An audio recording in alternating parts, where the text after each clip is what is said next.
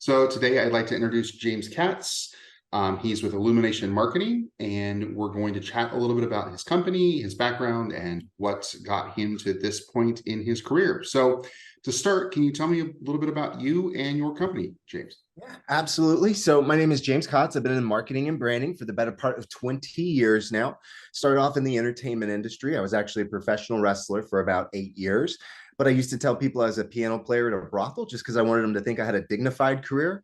Uh, but it was a ton of great experience. It took me all around the world. It took me wrestling movie stars in Mexico. I was on TV in 5 states. Taught me a bunch about personal branding. But I figured I was beating up my body and my brain for not enough money. So I actually wrestled my way through college. And I graduated with a degree in radio and television, where I quickly moved to Houston afterwards, and I became a media buyer for Fortune 500 companies. So some of my clients included AT&T, SodaStream, Arby's, Sleep Number, FanDuel. I helped to relaunch Zest soap in Canada, so that was a really cool project. But I wanted a different change because it was getting a little monotonous. So I went over to the automotive field, where I got a job at a marketing company in that automotive vertical. And I was quickly promoted into management. And I took my section of the company from losing 400,000 a year to making just under 2 million in 2 years. And I helped to grow my team from a team of 4 people to a team of 10 people, who each had about 10 people under them. So the span of control went right. And we grew up. We went from 19 accounts or so when I started to 120 by the time I left. But automotive is a very intense field. It's a lot like sports, that everyone's job's on the line every single month. And if you start off the first 7 days of the month poorly, you have a lot of automotive dealers calling you, cursing you out, saying unkind things about you, your character, your family, which is just the nature of the beast. But I found that that environment was no longer conducive to personal or professional growth. So I decided to move over to the healthcare field, where I became a marketing executive in the healthcare industry. I started working with a company based out of Spring, and that company was a tremendous company. They focused in the community health niche. And so they were helping a lot of people with what they needed in healthcare, which is a very underexposed section of our healthcare industry. Anyway, we completely redid that strategy from the ground up, from trade shows, websites, SEO, pay-per-click, everything that we did. And it helped them make more money than they'd ever made en route to their first $20 million year in their 20-year company history. And they go, thank you so much. And, they were paying me fairly decently for a job, but out of that, they go, we made all this money here's an $8,000 raise. And it's like the scales of justice, right? And we started doing the math, and my wife, being the smarter of the two of us, goes, why are we making all this money for other people and not even pennies on the dollars for ourselves? And we go, aha, you're right. And the light bulb went on, and Illumination Marketing was born. And that was about 6 years ago. And so since that point, we have helped everybody from upstarts with 0 clients all the way to the big guys like GE Healthcare, Kelsey-Seybold, Group 1 Automotive. The list goes on. And it's a really long-winded way of saying we've helped to drive over $200 million in revenue in the last 5 years. Very nice. Very nice. So let's talk a little bit about, with Illumination specifically, what would you attribute the majority of your growth to? Absolutely. So it's we work with Action Coach. It's a tremendous organization. And one of the things that we were always stressed from the very beginning is test and measure, test and measure, test and measure, right? You only know what's working when you documented it and you write it down and you follow its progress. And that's a lot of what we did. Being in marketing, there's a billion different ways that you can market your company. And the secret is really finding out the way that resonates the most. And so we've tried all these different strategies, and we've landed on a couple that just really resonate with the audience that we're trying to build. And I think that's probably the number one way of growth, is just strategically thinking about it. And of course, the Action Coach system has really helped put those building blocks in place. Awesome. Very cool. That's great to hear. Then let me switch a little bit. I'm assuming that you didn't start with Action Coach. So let me ask this question. When you started your company, you didn't start with Action Coach. They came along after day one at some point in time. Tell me a little bit about, if you were to start your business from square one again, what would you do differently than what you did this time? That's a great question. Probably one I should think about more because I'm sure that one will come up more frequently. We were always fun story. As a marketing company, we were always afraid to invest in the advertising initially, because like every small business, you go, oh my gosh, I only got this much, and what happens if it all goes wrong? And and everything implodes overnight. And with advertising, if you do it the wrong way, you can burn a big pile of cash very quickly. But being that the background that we had, that fear was unfounded, false expectations appearing real, right? And so we would have invested in our advertising a lot quicker than we did.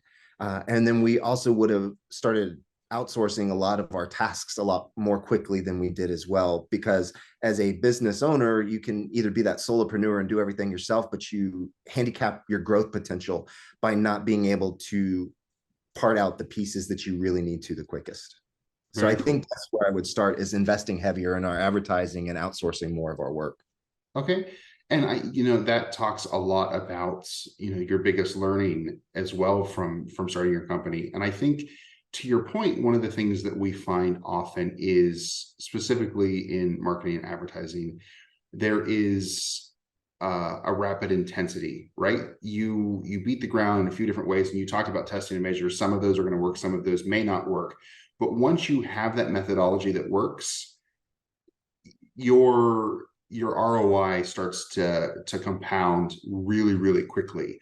And so it's a matter of testing and measuring to figure that out. And then, it's kind of the riding the coattails from there to be able to grow and to be able to go from there. So that's fantastic.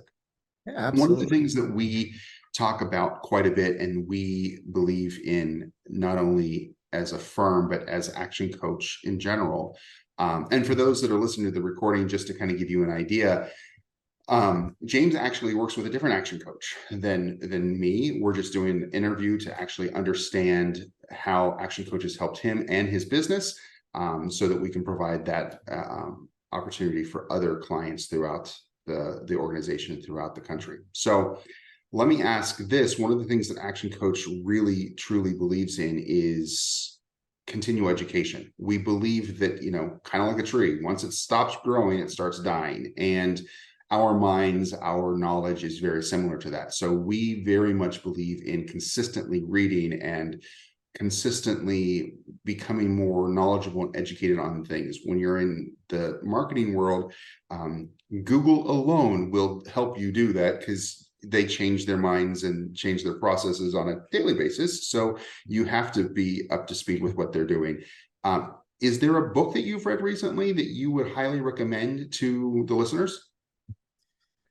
Yes. So the more of the books that I read are more evergreen knowledge. So Okay. it's things such as sales techniques or body language, or things that really don't change human psychology. It doesn't change. People think the way they think. Mhm. So those are the types that we read. I'm on my third read of Chris Voss, Never Split the Difference right now. It's just such a fantastic book, and I pick up something new every time I do it. The Ultimate Guide to Body Language is the other one I've been reading currently. I don't have the author on that one off the top of my head, but that's next up to read as well. As far as continuing education, you're 100% right, with especially in the marketing world, because everything can change on a dime. And specifically with Google, what we do, SEO is the core of our business, and what we do to generate revenue. And so there's been four massive Google updates in the last 10 weeks, right? And so everything has gone, oh my gosh, what's happening? And they're trying, Google's trying to figure out their way to combat AI right now, or at least work within the frame of it. So everything has changed multiple times in the last 10 weeks. So it's just making sure that you find the resources available, which for our industry, a lot of it is the Google updates themselves. They'll release notes on things that they're looking for. And then there's some thought leaders in the industry that we pay attention to that really help to hone in that strategy and figure out what's going on when it's going on. Perfect. Thank you for that.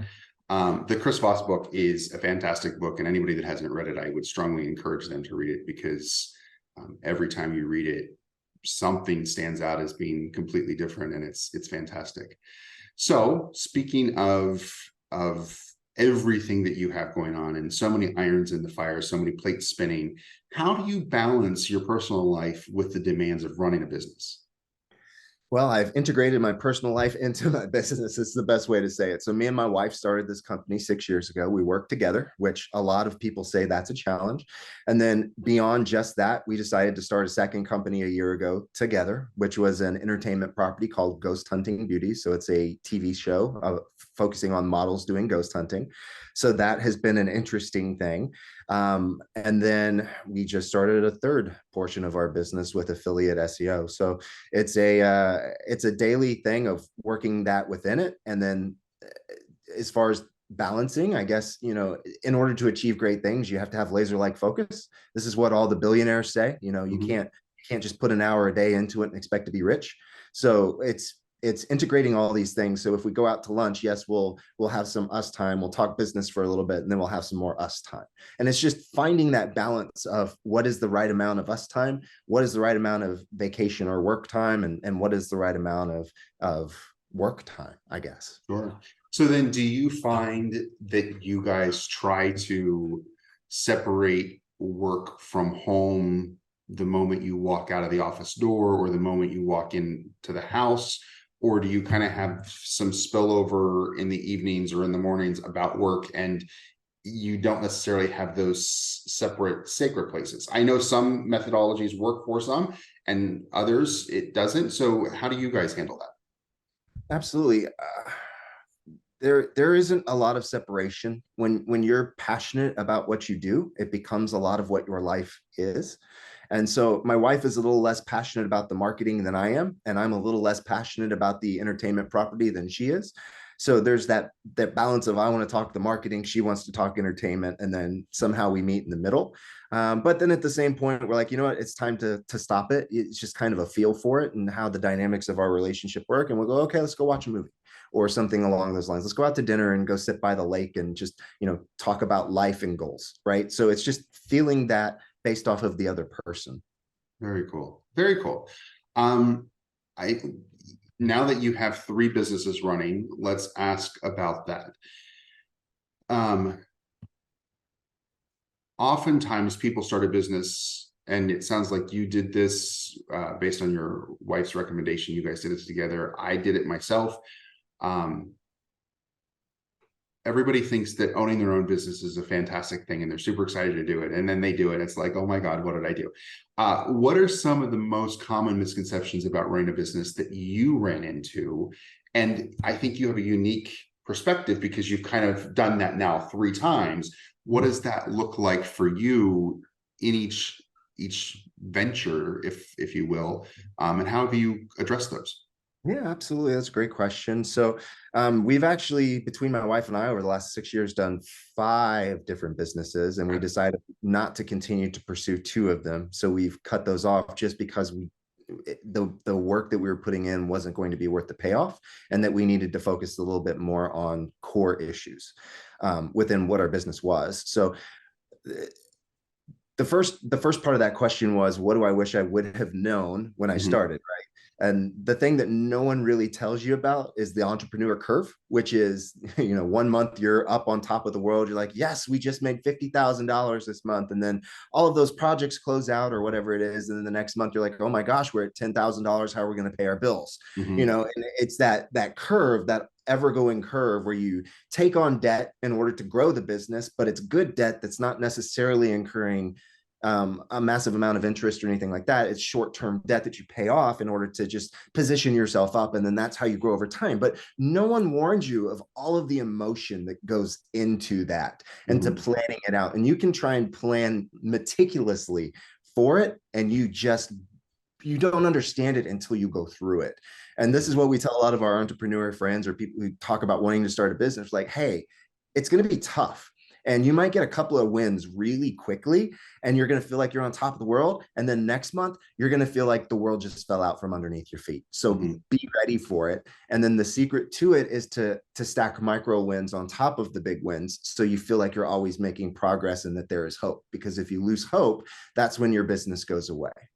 And the way to grow that business is just by doing the boring things continuously with crazy amounts of consistency over and over and over again, even when it's boring and you don't want to do it, because that's what that consistency is going to grow you over time. And especially when it comes to the marketing side of things. Yeah, no, I think that's absolutely 100% spot on. And one of the things that I have found with some of my clients that I have worked with is, to your point, they have a business plan that is meticulous to the point that when they don't necessarily meet it because they they missed a client or they didn't bring on this client or whatever, they go into a little bit of a tailspin because they're not prepared to actually be flexible. And so therefore it's always a challenge. So I think that your advice is spot on.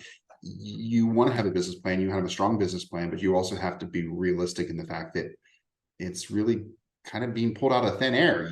It may not actually come to fruition. And how do you deal with that? And every month for the first several months, maybe even the first several years, are going to be that merry-go-round of ups and downs and highs and lows. And how do you deal with that? So I think, you're in a unique position because you have a life partner, a spouse that's there to kind of help you with that. That can be good because it can balance you out. It could also be bad because you can't get away from it, right? So I think that that's a unique perspective that you have on the ups and downs of the business and how that works. I think that that's fantastic. Last question.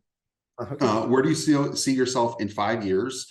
Let's specifically say with Illumination Marketing, and then we can talk about some of the other businesses as well. But in 5 years, where do you see yourself?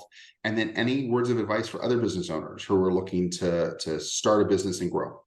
Yeah, absolutely. So with Illumination Marketing, it's really the core of what we do, how we make our revenue and things like that. So we're very passionate about it. It means a lot to both my wife and I.